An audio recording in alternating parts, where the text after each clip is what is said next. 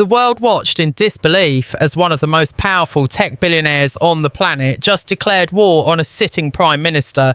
Elon Musk didn't hold back, he didn't play nice, and he certainly didn't care about diplomatic niceties.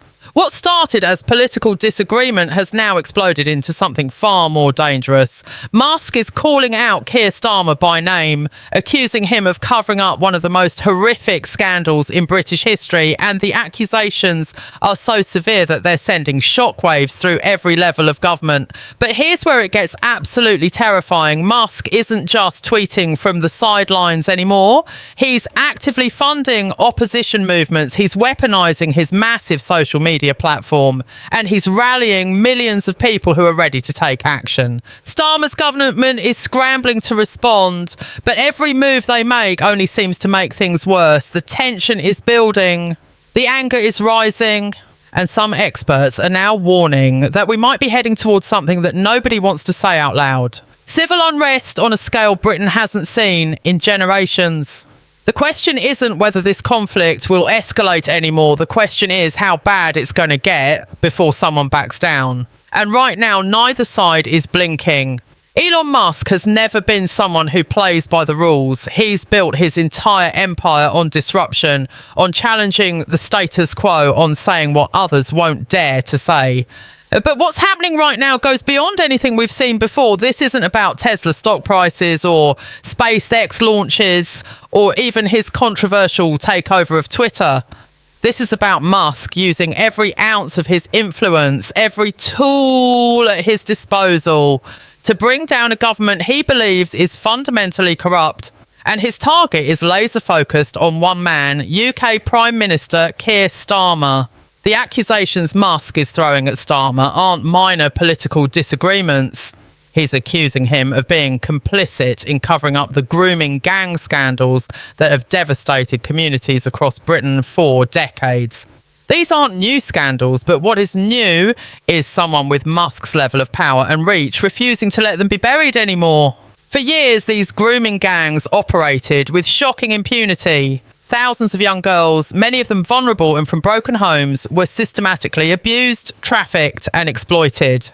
And when victims tried to speak out, when families demanded justice, they were ignored, silenced, and in some cases actively intimidated by the very authorities who were supposed to protect them.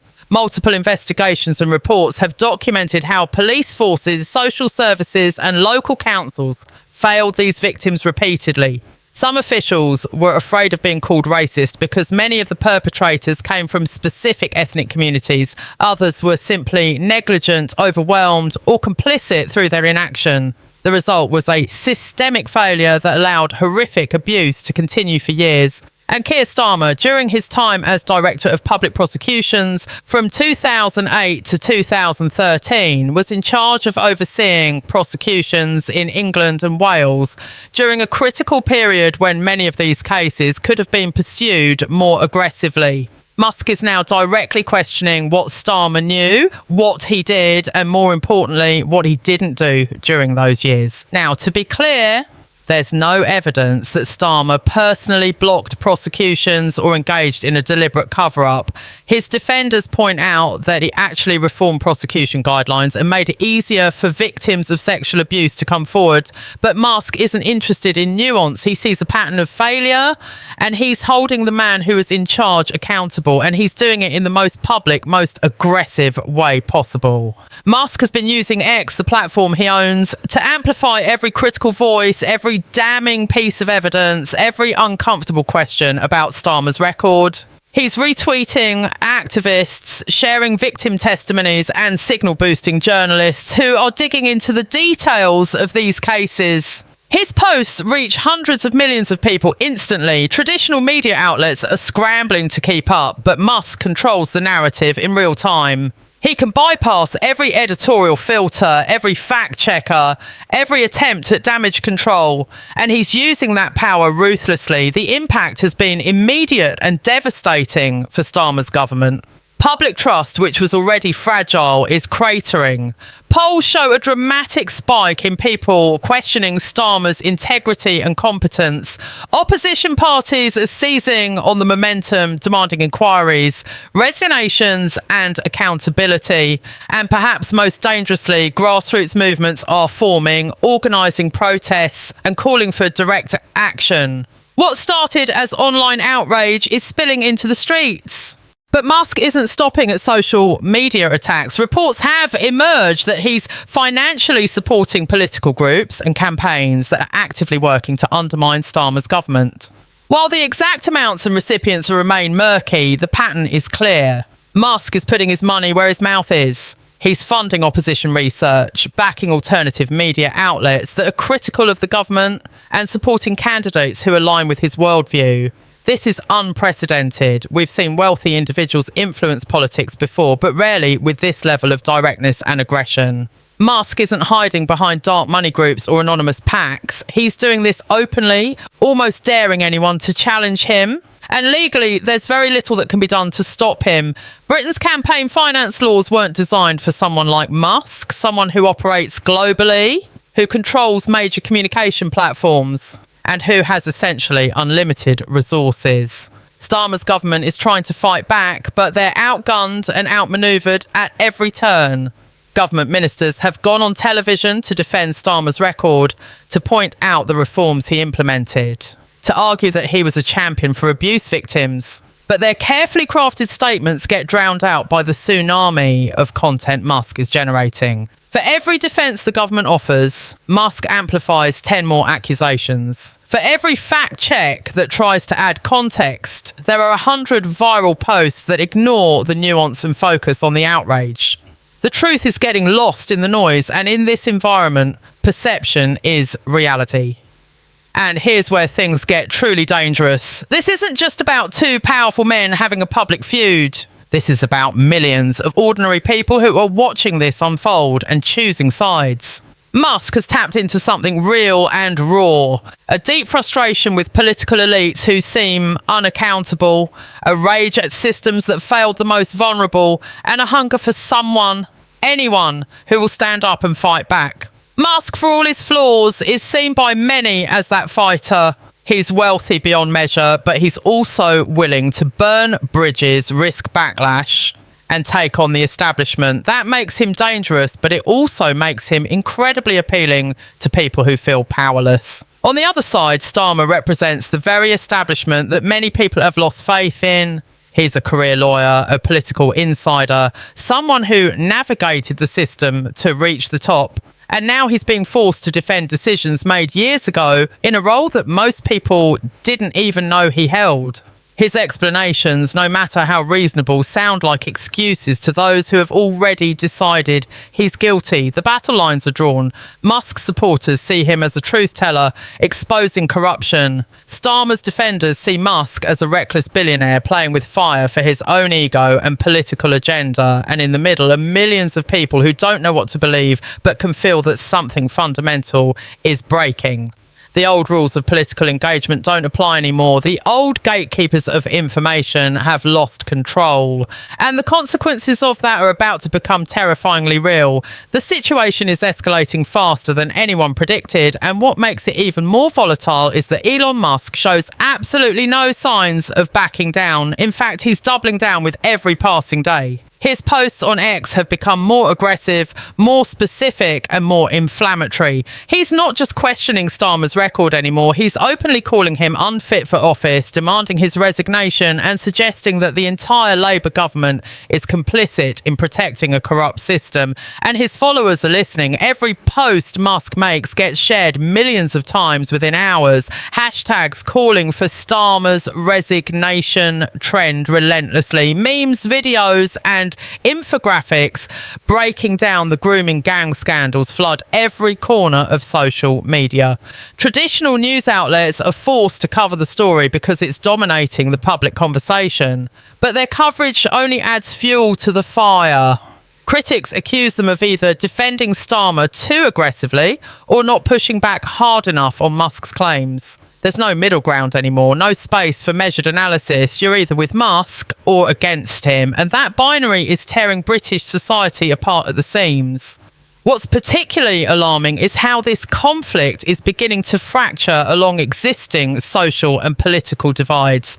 People who were already sceptical of immigration policies, who felt ignored by metropolitan elites, who believed the system was rigged against working class communities, they're rallying behind Musk with fierce intensity. They see him as someone finally giving voice to their anger, finally holding the powerful accountable. Meanwhile, those who support Starmer and Labour view Musk as a dangerous foreign oligarch, interfering in British democracy, spreading misinformation and deliberately destabilising a democratically elected government for his own purposes. Both sides have legitimate grievances, both sides feel morally justified, and both sides are becoming increasingly unwilling to listen to each other.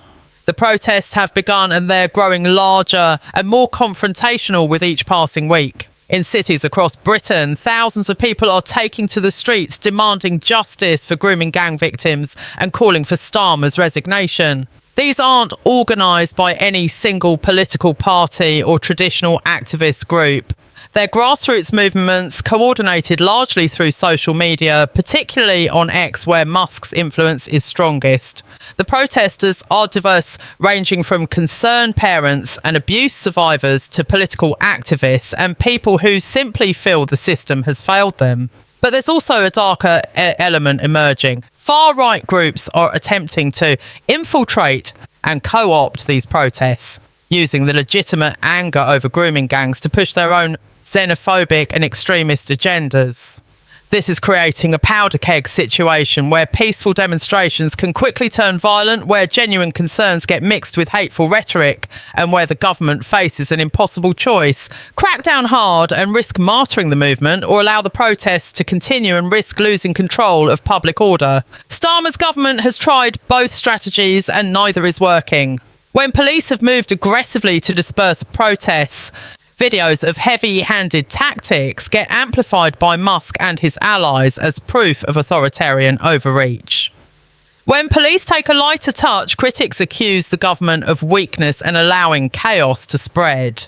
Every decision becomes a lose-lose scenario, and the government's authority is being eroded day by day. Behind closed doors, panic is setting in among Labour MPs and government officials. Private polling shows catastrophic numbers, with Starmer's personal approval ratings in freefall and Labour's overall support hemorrhaging to opposition parties. Some MPs are quietly discussing whether Starmer should step down to save the party. Others argue that giving in to Musk's pressure would set a disastrous precedent and embolden foreign billionaires to interfere in democratic processes whenever they disagree with elected governments. Cabinet meetings have become tense affairs filled with recriminations and desperate brainstorming sessions about how to regain control of the narrative. But every strategy they devise seems to fail before it's even implemented. Musk is simply too fast, too unpredictable, and too powerful. He can shift the conversation with a single tweet, mobilise millions with a provocative question, and undermine carefully planned government communications in seconds.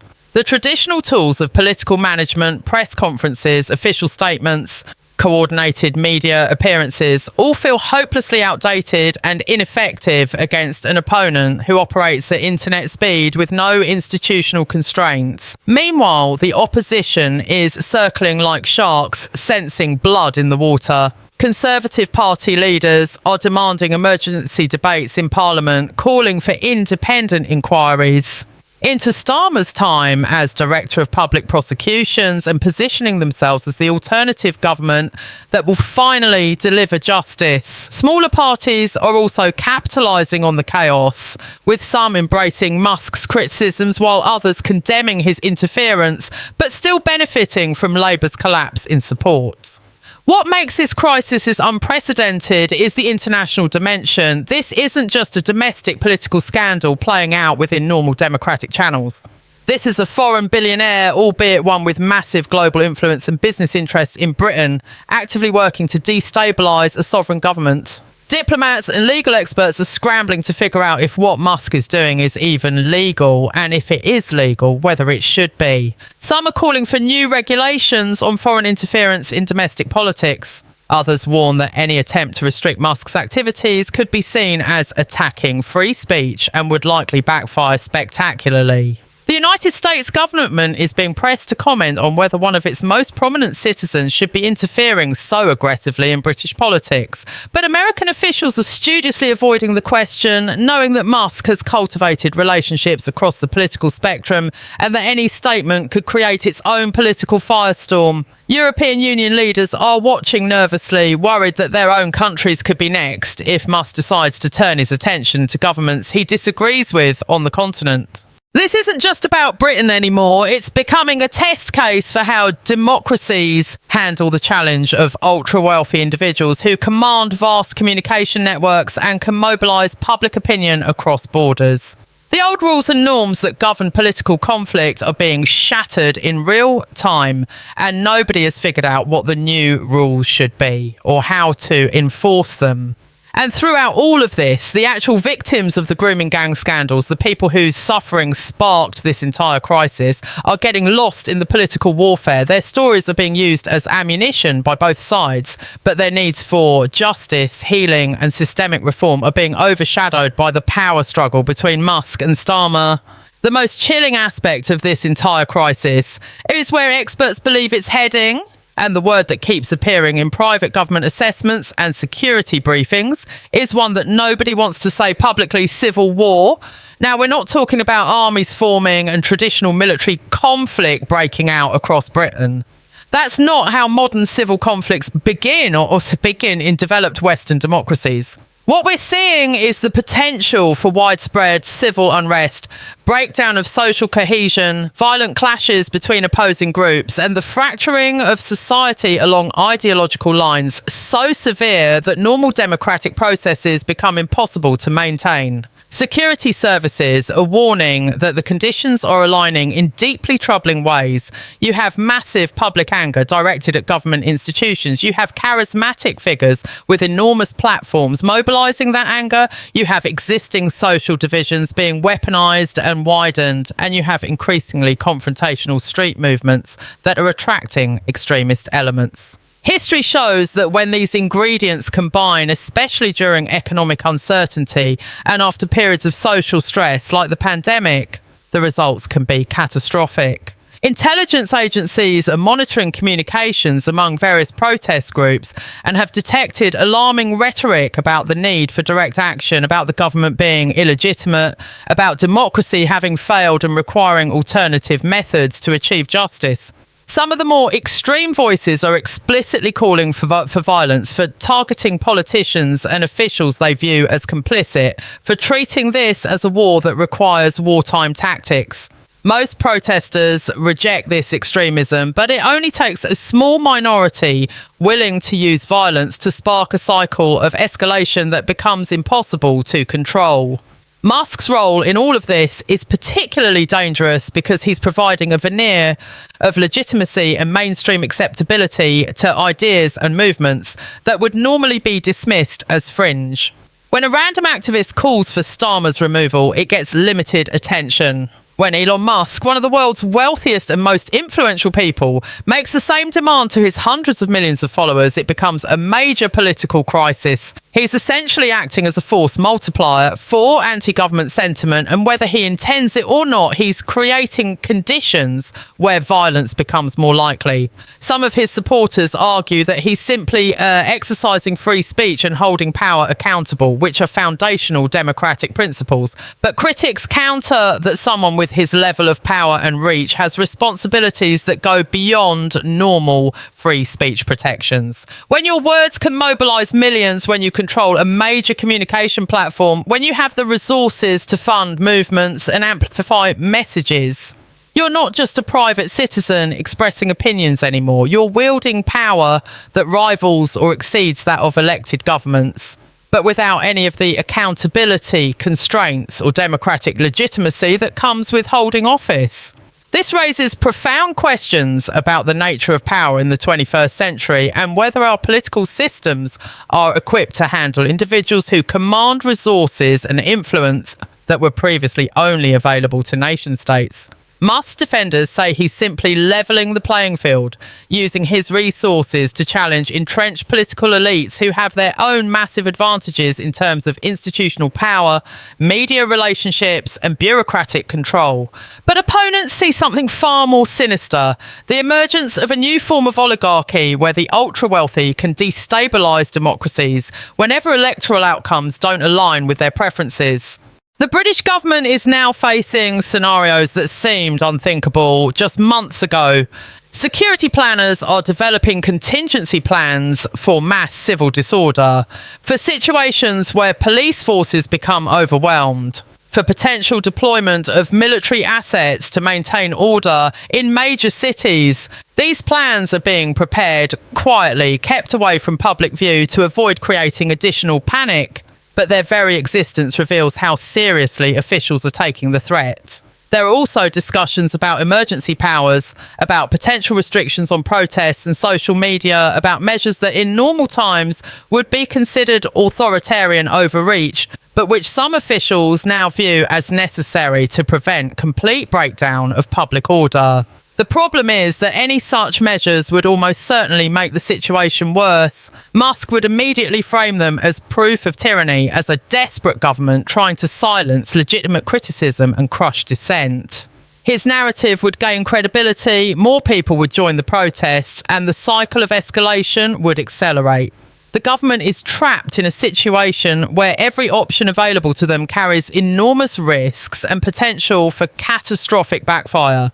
They can't ignore Musk because his attacks are too damaging and too effective. They can't effectively counter him because he controls the battlefield of social media. They can't legally restrict him without appearing authoritarian and potentially violating free speech principles. And they can't meet his demands by having Starmer resign, because that would legitimise foreign interference and create a precedent where any wealthy individual could force out elected leaders by mounting aggressive social media campaigns. International observers are watching with a mixture of fascination and horror, recognising that what happens in Britain over the coming weeks and months could reshape democratic politics globally. If Musk succeeds in forcing Starmer from power, it will send a clear message to billionaires and oligarchs as everywhere. You can use your wealth and platform to override democratic processes and remove leaders you disagree with. Other countries will face similar campaigns, and the foundations of representative government will be fundamentally undermined. But if Starmer survives and manages to weather this storm, it might demonstrate that democracies can resist this new form of pressure, that there are limits to what even someone as powerful as Musk can achieve through social media warfare and financial backing of opposition movements. Right now, the outcome is genuinely uncertain. Neither side appears willing to compromise. Both are committed to total victory, and the stakes couldn't be higher.